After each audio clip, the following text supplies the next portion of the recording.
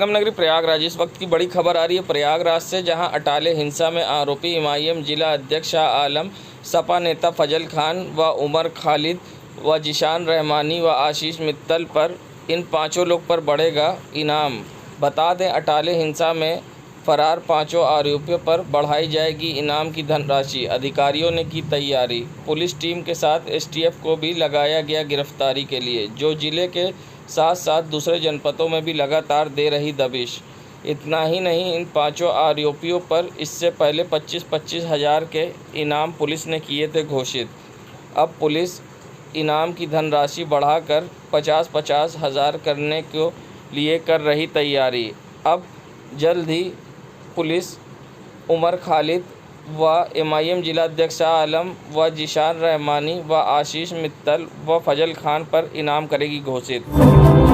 संगम नगरी प्रयागराज में जहां मनोकामना मंदिर पहुंचे मंत्री नंदी ने रुद्राभिषेक से पहले मंदिर का तैयारी के जायजे का निरीक्षण किया। बता दें, हर साल 12 जुलाई को मंत्री नंदी द्वारा मनाया जाता है पुनर्प्राप्त जन्म दिवस, जहां पर हर साल मंत्री नंदी मनोकामना मंदिर में पूजा अर्चना करते हैं और रुद्राभिषेक करते हैं, क्योंकि मंत्री नंदी की इस मंदिर में आस्था है कि उनको इस मंदिर के ही द्वारा मनोकामना पूरी हुई थी और जिससे उनको पुनर्जन्म प्राप्त हुआ था। मंत्री नंदी पर बम रिमोट से हमला किया गया था।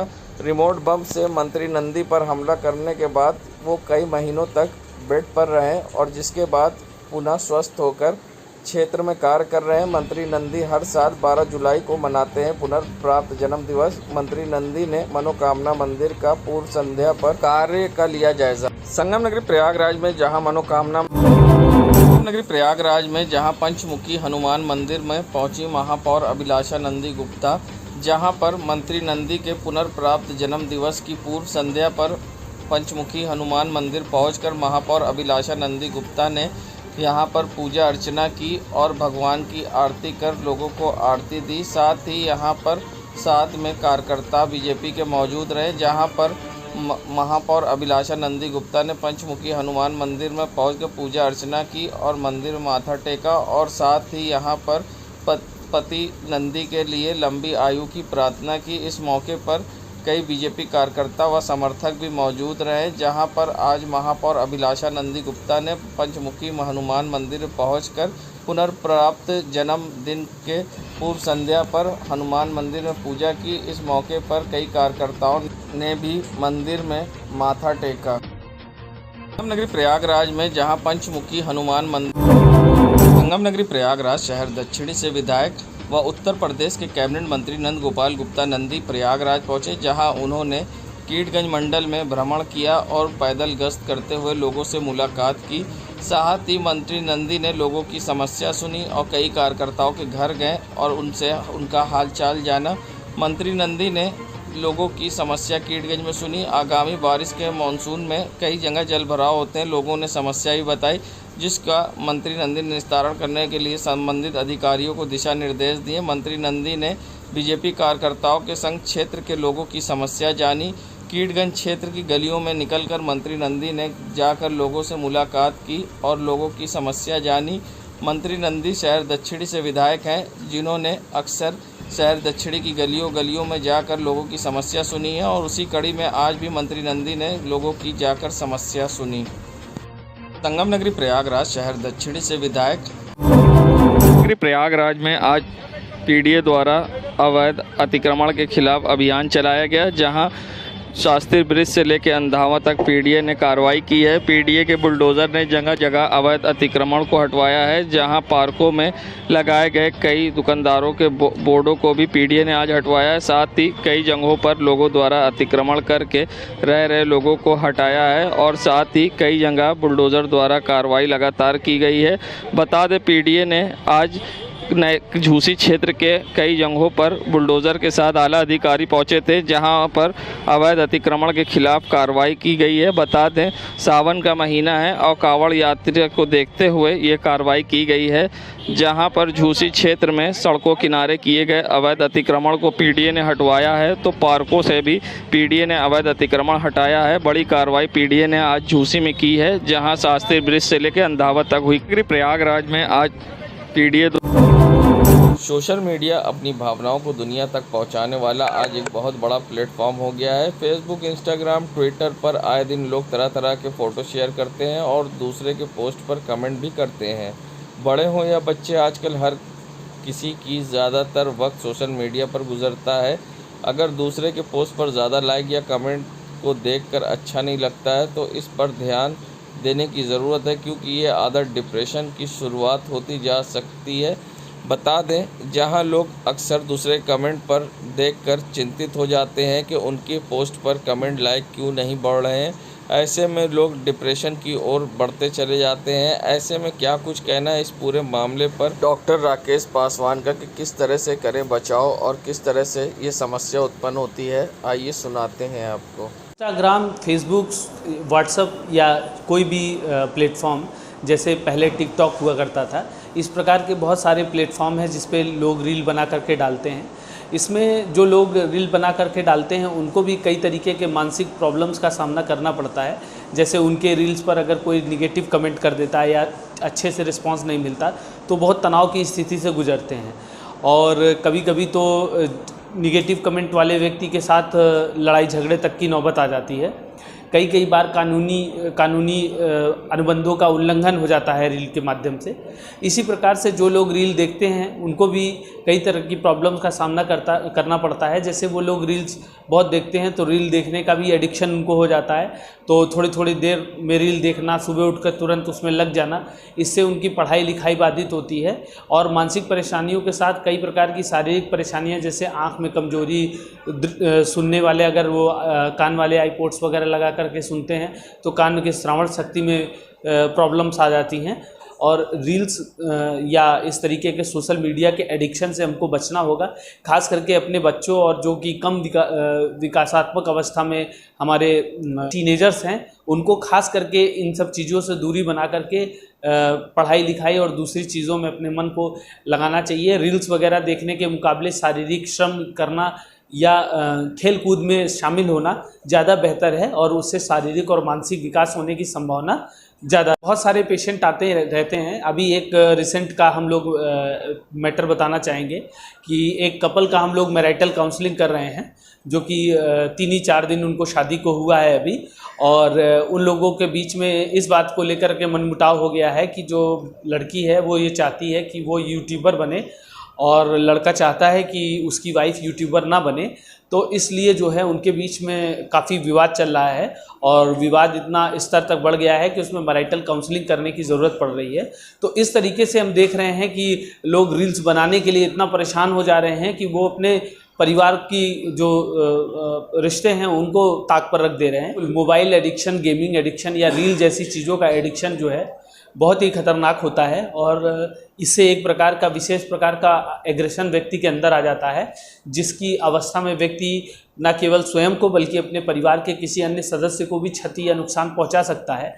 इसलिए जो है इन सब चीज़ों से बचकर रहना। नगरी प्रयागराज, जहां उर्वा ब्लॉक के प्राथमिक विद्यालय ओनोर में एक छात्र से बर्बर पिटाई का मामला सामने आया है, जहां तैनात एक शिक्षिका ने छात्र को पहले जमकर पीटा। जब उसका गुस्सा नहीं थमा तो उसने बच्चे के मुंह में डंडा डाल दिया, जिससे छात्र के गंभीर रूप से घायल हो गया है। ओनोर गांव की निवासी 7 वर्षीय अंकित कुमार प्रजापति कक्षा 2 का छात्र है। उसी विद्यालय में रोशनी मिश्रा सहायक अध्यापिका के पद पर तैनात है। रोशनी ने अंकित से पहाड़ा सुनाने को कहा। जब वे नहीं सुना पाया तो उससे पहले थप्पड़ मारना शुरू किया, मार कर उसे अधमरा कर दिया। इतने में ही जब गुस्सा नहीं शांत हुआ तो उसने बच्चे के मुंह में डंडा डाल दिया। इससे बच्चे को अंदरूनी चोट लग गई।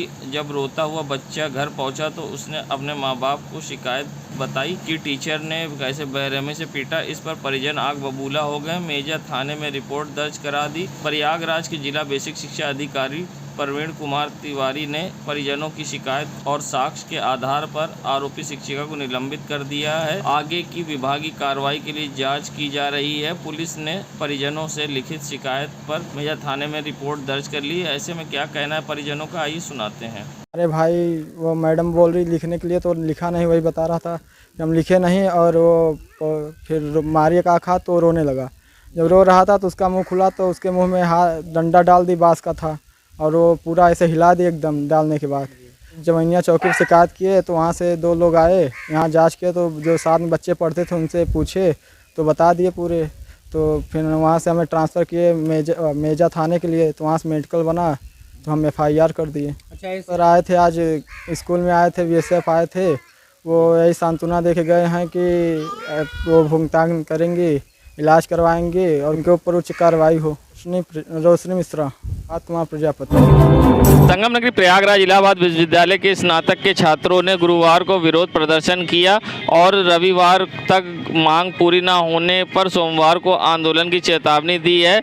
सोमवार सुबह काफ़ी संख्या में छात्र परीक्षा नियंत्रक कार्यालय पर जमा हो गए और प्रदर्शन कर रहे थे। वहीं फीस वृद्धि के विरोध में छात्रों ने EV परिसर में धरना प्रदर्शन शुरू कर दिया। स्नातक प्रथम वर्ष के छात्रों का कहना है कि विश्वविद्यालय ने 5 अगस्त से परीक्षाएं प्रस्तावित कर रखी है, लेकिन उसने किसी विषय के पाठ्यक्रम पूरा नहीं हुआ है। ऐसे में क्या कुछ कहना है छात्रों का, आइए सुनाते हैं। जी, विश्वविद्यालय में तो क्या मांग है, पूरी बताइए। हमारी मांग है प्रमोशन की। जो ये छात्र एकत्रित हुए हैं, सारे छात्रों की एक ही मांग है कि हमें प्रमोट किया जाए। इसीलिए छात्र इकट्ठे हुए हैं कि हमें प्रमोट किया जाए, और प्रमोट के अलावा किसी छात्र की कोई मांग नहीं है यहाँ पे। प्रमोट करने तो क्यों कह रहे हैं? प्रमोट करने के लिए इसलिए कह रहे हैं कि क्लासेस चली नहीं है, किसी का एडमिशन लेट में हुआ है, किसी का स्पोर्ट कोटा से हुआ है। तो छात्र जब पढ़े नहीं हैं, छात्रों को पढ़ाया नहीं गया है, तो किस आधार पर परीक्षा करवाना चाह रहे हैं? परीक्षा की डेट अगस्त में दे दिए हैं। अभी 1 महीने की छुट्टी थी, पढ़ाया गया नहीं है, तो कहाँ से छात्र पेपर देंगे, आप बताइए। 2 महीने पढ़ाया गया है तो 2 महीने में छात्र कहाँ से पढ़ लेंगे? 2 महीने में हुआ है सर।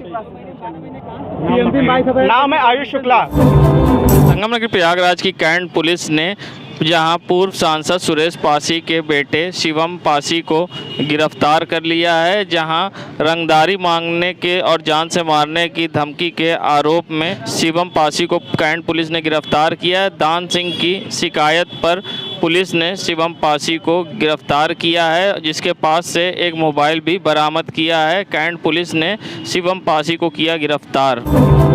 नगरी प्रयागराज जहां PDA द्वारा डिवाइडर में पौधे लगाए गए थे और कई पौधे सूखकर खराब हो गए थे, जिसके बाद डिवाइडर में लगे पौधे सूखने के बाद PDA ने फिर से एक बार पहल की है और पौधों को लगाना शुरू कर दिया गया है डिवाइडर में। डिवाइडर के बीचों बीच आज कई जगहों पर PDA यानी प्रयागराज विकास प्राधिकरण द्वारा पौधे लगाने का कार्य शुरू कराया गया। ऐसे में मजदूरों द्वारा डिवाइडर की मट्टियों को खोदकर फिर से उसको सही करते हुए पौधे लगाने का कार्य शुरू किया गया, जिसमें हज़ारों पौधे आज लगाए जाएंगे।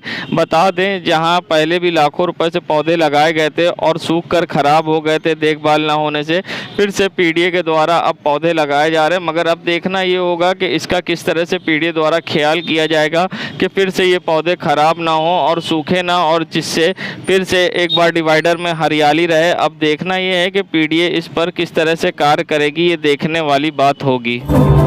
संगम नगरी प्रयागराज जहां एक बार फिर से कोरोना प्रयागराज में तेज़ी से पैर पसार रहा है, ऐसे में अब व्यवस्थाओं की बात करें तो जिला कचहरी में अब इस तरह की सैनिटाइज़र और सफाई की व्यवस्था को लेकर वकीलों में आक्रोश है और वकीलों का कहना है कि अब सैनिटाइज़र ना ही कराया जा रहा है कचहरी के परिसर में, और गंदगी भी रहती है जिससे साफ़ सफाई भी नहीं होती। ऐसे में यहाँ जिले के हर कोई दूर दराज से लोग आते हैं और ऐसे में कोरोना का खतरा अब सर पर मंडरा रहा है। ऐसे में वकीलों का कहना है कि जिस तरह से पहले सैनिटाइज़र छिड़कवाया जाता था, सफाई कराई जाती थी, अब किस तरह की कोई व्यवस्था नहीं है और कचहरी में ना ही कोविड गाइडलाइन का पालन हो रहा है। ऐसे में बिना मास्क के लोग आ जा रहे हैं और एक बार फिर से कोरोना का खतरा सर पर मंडरा रहा है।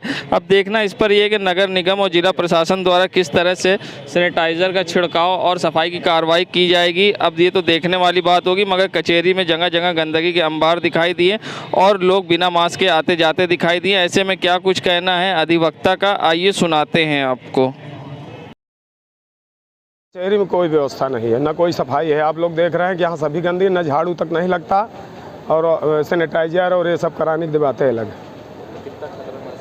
यहाँ तो बहुत खतरा है, यहाँ तो गंदगी है, वकील की सीट पे गंदगी है, कोर्ट में लोग गंदगी है, जहाँ पान थूका जा रहा है वहाँ नहीं कोई दवा का छिड़काव है, कोई व्यवस्था है, कोई कोरोना गाइडलाइन का यहाँ कोई पालन नहीं है। हमारा जितेंद्र कुमार शुक्ला। नगरी प्रयागराज ये नज़ारा है सिविल लाइन के पॉश इलाके का, जहाँ कहने को तो स्मार्ट सिटी है मगर हकीकत अब सामने है, क्योंकि यहाँ की स्ट्रीट लाइटें शोपीस बनी हैं और अक्सर लोगों को परेशानी का सामना करना पड़ता है, चाहे वो स्ट्रीट लैम्प लगे हों या फिर स्ट्रीट लाइट सिर्फ शोपीस बनी है। नगर निगम द्वारा इन पर ध्यान नहीं दिया जाता है। कई बार तो दिन में स्ट्रीट लाइट जलती दिखाई देती मगर रात होते ही शोपीस बन जाती। ये नज़ारा है नवाब यूसुफ रोड का, जहां पर स्ट्रीट लाइट बंद पड़ी है और सड़कों पर अंधकार छाया है। ऐसे में कभी भी बड़ी दुर्घटना हो सकती है। बता दें, नवाब यूसुफ रोड पर लगी स्ट्रीट लाइट अब शोपीस बनकर रह गई है। ऐसे में लोग परेशान होते हैं। क्या कहना है लोगों का, आइए सुनाते हैं आपको। स्ट्रीट लाइट जो बंद है, कितनी परेशानी होती है आप लोग को? यहाँ पे हमेशा मैं आता हूँ, देखता हूँ कि स्ट्रीट लाइट हमेशा बंद रहती है, बहुत परेशानी होती है यहाँ पे। क्या नाम है आपका? मेरा प्रथम भाई।